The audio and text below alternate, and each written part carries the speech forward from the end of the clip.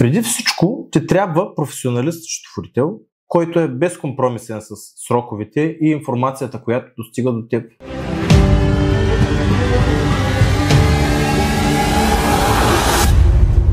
Но незнайно защо много хора подценяват ролята на счетоводителя. А това е човека, който представлява интересите пред държавните институции. Нека да започнем с разкриването на фирмата ти. Най-вероятно вече знаеш с какво ще се занимава фирмата ти и дали ще бъде магазин, в зависимост какво ще продава, ресторант, търговия на едро и така нататък. Всичко това се вписва още в самото начало в търговския регистър. Ако решиш да се занимаваш с нещо друго на по-късен етап, могат да се добавят или премахват дейности от фирмата. Трябва да избереш внимателно какъв вид ще бъде фирмата ти. Дали ще е ЕООД, ООД, ЕТ, АД, ЕАД, има много. Но да подберем кое е най-правилно за теб. ЕООД, ако нямаш съдружници, е най-добрият вариант, защото там носиш отговорност само с капитала на фирмата. ООД, ако имаш съдружници, същото като при ЕООД, просто делите разходи и печалба с, както му казваме по нашенски, ортаците. Ето, устаряло и с голям риск. Изобщо не го препоръчвам. Там носиш отговорност не само с капитала на фирмата си, но и със своята собственост. Самоосигуряващо си лице, ако няма да имаш служители, то е подходящо за инфлуенсъри, за фрилансъри, за актьори, певци и така нататък. Няма универсално решение. Една консултация с нас може да ти спести много бъдещи главоболия. Абонирай се за канала. Изпускаш важни неща, които може да ти потребват още днес. И харесай видеото де. Не боли толкова. И е безплатно. Трябва да разкриеш набирателна банкова сметка в банка по избор, в която се внася началния капитал на фирмата.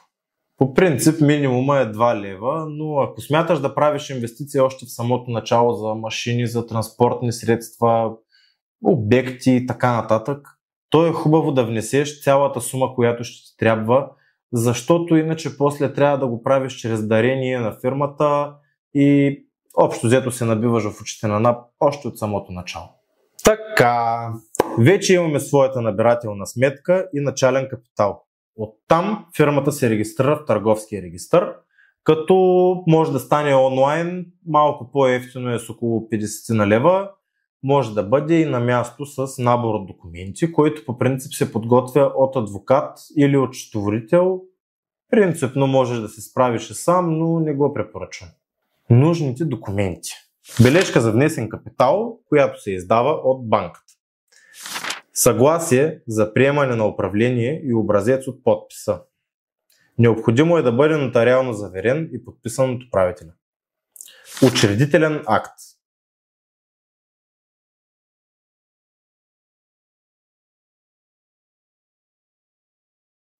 Учредителен протокол.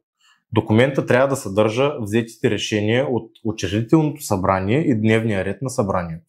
Решение за назначаване на едноличния собственик на капитала като управител. Заявление по образец А4. Най-важният документ. Можете да го намерите на сайта на Търговския регистър, да го изтеглите и попълните. Към него се прилагат всички останали документи. Декларация по член 13, алинея 4 от Закона за Търговския регистър. Декларира се истинността на заявените обстоятелства. Подписва се от заявителя.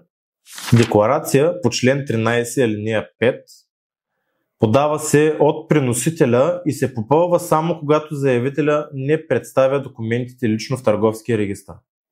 Декларация по член 142 от Търговския закон, забрана за конкурентна дейност, подписва се от управителя.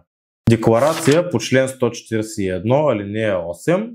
Управителя декларира, че отговаря на изискванията на закона за управител на фирма и се подписва. Заявление за запазване на фирма D1, което не е задължително, но струва около 50 лева, така че може да се го направите. Лиценз или разрешение, когато дейността на фирмата изисква такова. И като цяло регистрацията излиза между 1 и 3 дни, ако документите са изрядни и не ви ги върнат.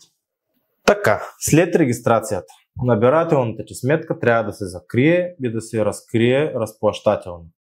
Излишни разходи, ако питаш мен, но няма как да минем без това. Поръчваш фирмен печат. Със сигурност ще ти трябва най-малкото за трудовите досиета. Също така е хубаво да си вземеш електронен подпис за онлайн подаване на документи, защото някои неща могат да се подават от счетоводителя с неговия подпис, но в някои случаи не става. Нужна ли ти е регистрация по ДДС? Ако дейността на фирмата ти го изисква, да. Ако ще имаш онлайн магазин за продажба на дрехи, то ще ти бъде нужна и регистрация по ДДС.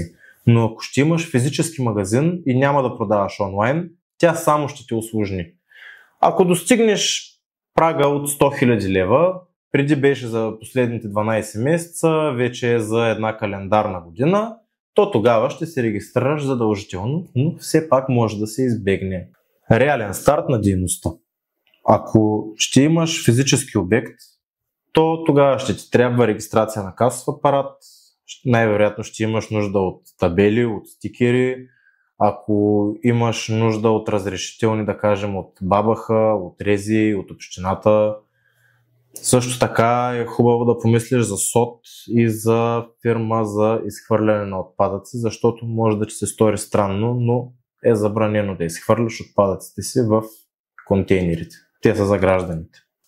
Ако ще работиш онлайн, GDPR политика, общи условия, договор с куриер, платежен метод и фактуриране. Време е да започнеш, но не и без счетоводител. Той ще ти е нужен още преди първата продажба, защото дори и без приходи имаш осигуровки, имаш декларации към НАП, имаш срокове, които трябва да се спазват и всичко това е негова работа. Той ще ти изготви трудови договори плюс уведомление към НАП, което е още преди първия работен ден. Също така трябва да сключиш договор с служба по трудова медицина. Хубаво е да бъде такава, която работи добре с твоя счетоводител, защото спестява много главоболие при комуникацията с тях.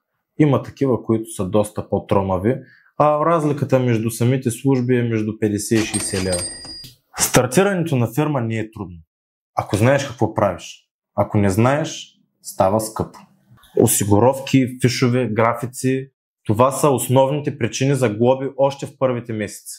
Ние от MM Consult сме готови да застанем до своите клиенти още от самото начало. Ако искаш да започнеш уверено и правилно, свържи се с мен. Аз мога да ти помогна.